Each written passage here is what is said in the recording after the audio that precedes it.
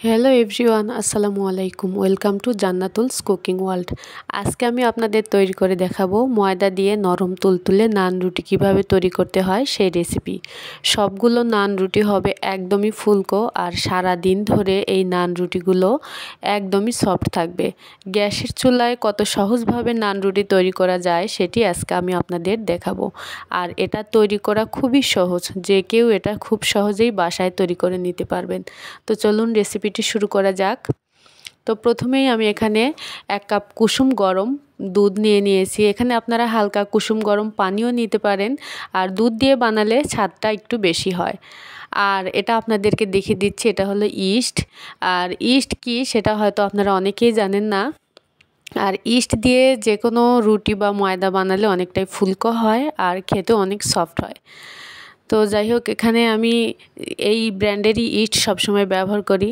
তো 1 কাপ দুধের মধ্যে আমি এখানে দিয়ে দিচ্ছি 1 চামচ ইস্ট। ইস্ট কিন্তু বেশি দেওয়া যাবে না পরিমাণে, বেশি হয়ে গেলে কিন্তু গন্ধ লাগবে।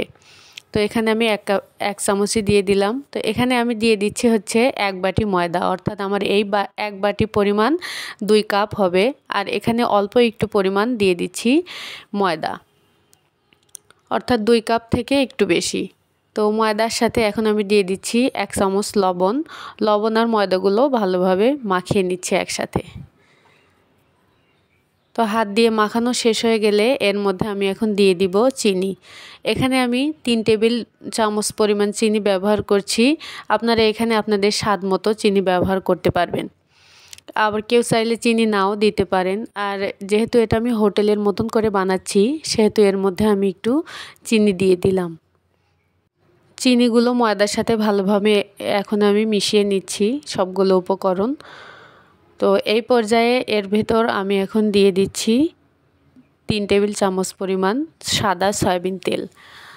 তো তেলগুলো এখন আমি ভালোভাবে হাত দিয়ে মাখিয়ে নিব ময়দার সাথে। আপনারা চাইলে এই নান রুটিটি আটা দিয়েও বানিয়ে নিতে পারবেন। আটা দিয়েও বানালে অনেক সুন্দর হয়, সফট হয় আর ফুলকো হয়। তো আপনারা যদি চান আমি আটা দিয়েও বানিয়ে একদিন আপনাদেরকে দেখাবো, এই রেসিপি শেয়ার করব। তো যাই হোক, ভালোভাবে আমি ময়দার সাথে তেলগুলো মিশিয়ে নিচ্ছি। তো ভালোভাবে কিন্তু মাখাতে হবে যাতে কোথাও দলা পেকে না থাকে। এই যে দেখুন, এখানে আমি তেলের পরিমাণটা একটু কমই দিলাম। তো এরপরে আগে থেকে মিশিয়ে রাখা ইস্ট আর দুধ সেটা আমি ঢেলে দিচ্ছি অল্প অল্প করে। ঢেলে দিয়ে ভালোভাবে হাত দিয়ে আমি এখন একটা ডো বানিয়ে নিব। অতটা শক্ত হবে না, ডোটা একটু নরম হবে। তো নরম হলে ভয় পাওয়ার কিছু নাই।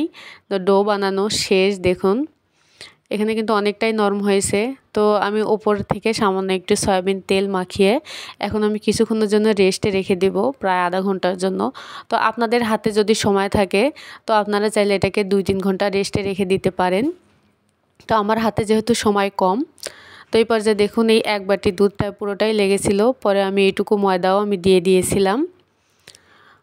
তো আমি আধা ঘন্টা পরে আপনাদেরকে খুলে দেখাচ্ছি। দেখুন কতটা ফুলে উঠেছে। হাত দিয়ে প্রেস করে করে আমি ভেতর থেকে বাতাসগুলো বের করে দিচ্ছি। এখন একটু ভালোভাবে আমি একটু ভালোভাবে মেখে নিব ময়দার ডোটা। এই পর্যায়ে কিন্তু ভয় পাওয়ার কিছু নেই, একটু ভালোভাবে মুথে নিলেই ঠিক হয়ে যাবে এটা। তো আমি এখন এর থেকে একটু বড় বড় সাইজ করে লেচি কেটে নিব। এখানে আমার 2.5 কাপ ময়দায় 7টা নান রুটি হয়েছিল। আমি 7টা বড় বড় করে লেচি কেটে নিয়েছিলাম। তো একটা লেচি আমি নিয়ে নিলাম, নিয়ে এখন আমি আপনাদেরকে বানিয়ে দেখাচ্ছি। এটা বানানো খুবই সহজ। আপনারা চাইলে এটা সকাল অথবা বিকালের নাস্তায় খেতে পারেন। আর এটা সব সময় থাকবে সফট। সকালে যদি বানান সারা দিনই সফট থাকবে, একদম রাতেও আপনারা খেতে পারবেন কোনো রকম সেকে নেওয়া ছাড়াই, আবার গরম করা ছাড়াই। দেখুন এই রুটিটা সাধারণত একটু মোটা হয়। তো প্রথমটা আমি একটু মোটা করেই বানিয়েছি, কারণ আমার মেয়ে মোটা রুটিটা খেতে খুবই পছন্দ করে। পরেরগুলো এর চাইতে একটু পাতলা করে বানাবো। আর পাতলা করে বানালে কিন্তু রুটিটা অনেক বেশি ফুলকো হবে, ফুলে। তো এই টিপসটা আপনাদের সাথে শেয়ার করলাম। নান রুটিটা আপনারা একটু পাতলা করে বানালে রুটিটা কিন্তু বেশি ফুলকো হবে আর ফুলবে।